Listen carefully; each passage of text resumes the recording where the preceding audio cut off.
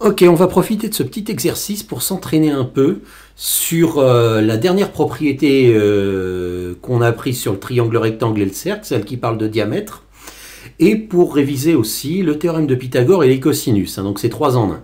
Donc dans le dessin ci-contre, le quadrilatère ACBE, est-ce que vous voyez ce quadrilatère?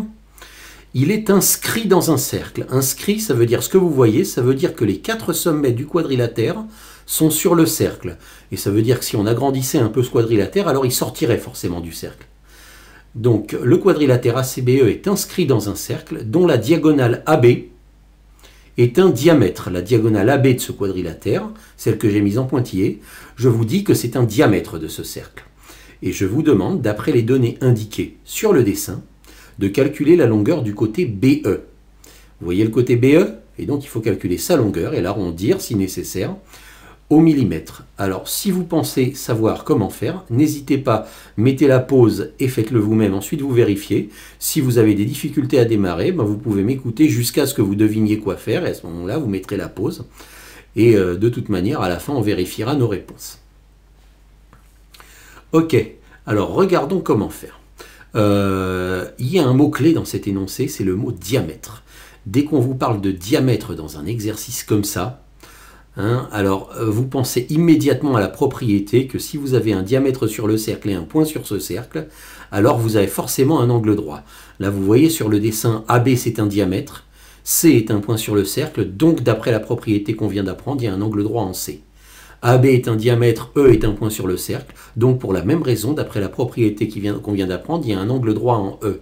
Il y a 2 angles droits dans ce dessin que je ne vous ai pas dit, mais que d'après la propriété qu'on a apprise sur les diamètres de cercle, vous deviez pouvoir les identifier. Donc on va les placer, les voilà ces 2 angles droits, et on va donc expliquer pourquoi ils sont droits, il faut le rédiger ça. On va dire AB c'est un diamètre de cercle, on nous le donne dans l'énoncé, et je sais que C et E sont des points sur ce cercle. Je cite la propriété qui dit que le triangle formé par un diamètre de cercle et un point sur ce cercle est rectangle. Cette propriété, si vous avez besoin de plus de précision, on l'a vu dans la vidéo qui s'appelle Angle inscrit interceptant un diamètre. Et on l'a même démontré dans une vidéo juste après. Donc vous avez l'explication et la démonstration de cette propriété dans 2 vidéos si vous avez besoin de la revoir. Et donc forcément ça m'explique qu'on a donc des angles droits ici, et ces angles droits ils vont nous donner 2 triangles rectangles, écrivons-le. Vous voyez les 2 triangles rectangles, on va donc dire qu'ils sont rectangles. Les triangles ABC et ABE sont donc respectivement rectangles en C et en E. Respectivement ça veut dire que ABC est rectangle en C, et que ABE est rectangle en E, ce qui paraît logique. Voilà, et donc des triangles rectangles, moi ça m'intéresse, parce que ça va me permettre de faire tout un tas de choses que je ne pouvais faire que dans les triangles rectangles. Par exemple, le théorème de Pythagore et les cosinus. Ça, je ne peux pas m'en servir si le triangle n'est pas rectangle. Maintenant que je sais que j'ai des triangles rectangles, je vais pouvoir m'en servir. Et donc, je veux calculer BE. Est-ce que vous voyez où se trouve BE? Où est-ce que je veux calculer? Oui, à la fin, donc je veux trouver BE, donc je veux trouver ce côté-là. Celui que je viens de marquer en vert avec un point d'interrogation à côté. Donc, je vais arriver à ce côté-là. Ce côté-là, il fait partie du triangle rectangle ABE. Donc ce que j'aimerais, c'est pouvoir travailler dans le triangle rectangle ABE, faire, semble-t-il, des cosinus, puisqu'on a un angle, quand on a un angle, on fait des cosinus, et trouver le côté BE. Je voudrais bien, mais je ne peux pas. Est-ce que vous voyez pourquoi je ne peux pas? Parce que dans le triangle ABE, on ne connaît aucune longueur de côté. Donc là, on ne peut pas, en l'état, trouver le côté BE dans un triangle dans lequel on ne connaît aucune longueur de côté. Et donc, il va falloir, dans une étape avant, trouver un côté. Est-ce que vous voyez quel côté on peut trouver dans le triangle ABE? Eh bien, on va pouvoir trouver le côté AB. Le côté AB, parce que le côté AB, il fait aussi partie du triangle ABC. Et le triangle ABC, il est rectangle, et je connais 2 longueurs de côté. Et donc, d'après le théorème de Pythagore, je vais pouvoir trouver le côté AB. Voilà, donc la première étape, ça va être de faire ce que je peux. Et ce que je peux, c'est travailler dans le triangle rectangle ABC, que je vais vous marquer ici en rose. Donc on va travailler uniquement pour l'instant dans ce triangle rectangle-là. Et on va faire le théorème de Pythagore dans ce triangle rectangle-là, ce qui va nous donner le côté AB. Et ensuite, une fois qu'on l'aura, on pourra travailler dans l'autre triangle qui va nous donner la réponse. Donc on se concentre uniquement sur le triangle que j'ai colorié en rose. Et on rédige le théorème de Pythagore pour calculer le côté AB. Donc on écrit d'après le théorème de Pythagore dans le triangle ABC, c'est plus la peine de dire qu'il est rectangle puisqu'on vient de le dire juste avant. et on écrit l'égalité de Pythagore. Alors là, je vous encourage vraiment à vous rappeler de l'égalité de Pythagore, à mettre la pause et à calculer vous-même le côté AB. Donc, quand on sert du théorème de Pythagore, on se rappelle qu'il faut d'abord repérer l'hypoténuse du triangle. L'hypoténuse, elle est en face de l'angle droit, donc l'hypoténuse c'est AB, et le côté AB qui est l'hypoténuse, on le met tout seul de son côté du signe égal dans l'égalité de Pythagore. Donc, comme l'hypoténuse c'est AB, mon égalité de Pythagore va commencer par AB au carré égale. Et égale quoi? Égale la somme des carrés des deux autres côtés, donc les deux autres côtés au carré, donc AC au carré plus BC au carré. Ensuite, je remplace tous ces nombres-là par leur valeur, et donc AB au carré égale 3,5 pour AC au carré, plus BC c'est 1,2, donc 1,2 au carré. Et c'est là que je vais me servir de la calculatrice pour trouver le côté AB. Donc voici ma calculatrice, et ce que je dois taper c'est 3,5 au carré plus 1,2 au carré, donc tapons 3,5 au carré, c'est cette touche-là, plus 1,2 au carré, c'est cette touche-là, entrée, donc ça fait 13,69. Et donc j'inscris que AB au carré est égal à 13,69, et moi je veux savoir combien vaut AB. Et donc, il faut que je supprime le carré. Alors, supprimer le carré, en général, quand vous voulez supprimer, c'est la touche seconde. C'est la touche qui est ici. D'accord? Donc, je vais demander d'enlever le carré, c'est-à-dire de trouver le nombre qui, mis au carré, donne 2,69. Donc, je tape comme ceci. Seconde, x carré. Ça me fait un signe bizarre que vous apprendrez en troisième. Et à l'intérieur de ce signe bizarre, vous tapez le 13,69 que vous avez trouvé. Ou alors, vous demandez la dernière réponse.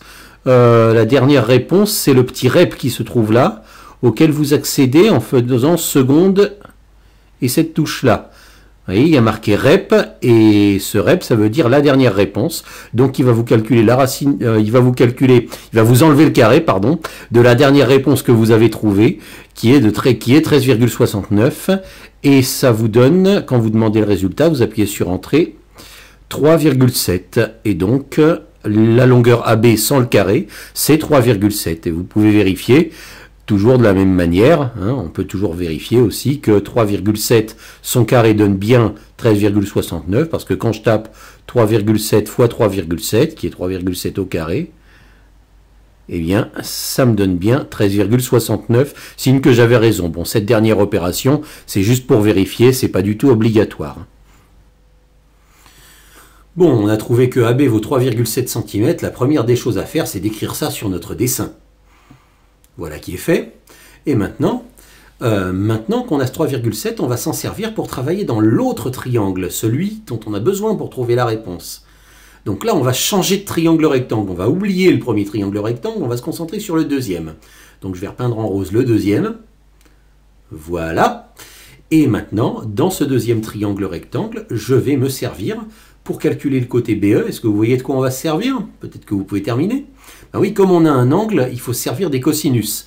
Quand l'exercice ne parle que de côté, on se sert du théorème de Pythagore. Et quand ça parle d'angle, il faut se servir des cosinus. Donc là, on va se servir des cosinus pour trouver le côté BE. Et on va écrire la formule du cosinus, côté adjacent sur hypoténuse. C'est pas la peine de dire que le triangle est rectangle parce qu'on l'a déjà dit avant. Donc le cosinus de ABE, c'est le côté adjacent qui s'appelle BE sur l'hypoténuse qui s'appelle AB. Donc cosinus de ABE, c'est BE sur AB. L'angle ABE, c'est 42 degrés, donc je vais écrire 42 degrés à la place de l'angle. Et le côté AB, c'est 3,7, donc on va écrire 3,7 à la place de AB. Donc cosinus de 42, c'est BE sur 3,7. À ce moment-là, on fait les produits en croix. Et on trouve que BE est égal à 3,7 fois cosinus de 42. Si on a bien fait les produits en croix en multipliant bien en diagonale.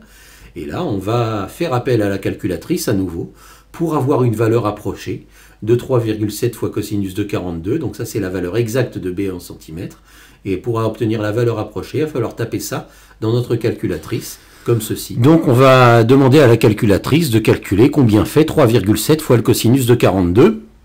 Donc on tape 3,7 multiplié par cosinus, c'est ici, c'est la touche COS qui se trouve ici, cosinus 42. Bon, comme la calculatrice a ouvert une parenthèse, je vais la refermer en refermant la parenthèse ici. On demande le résultat. Et le résultat est ceci. Donc le côté BE mesure environ 2,7496, etc.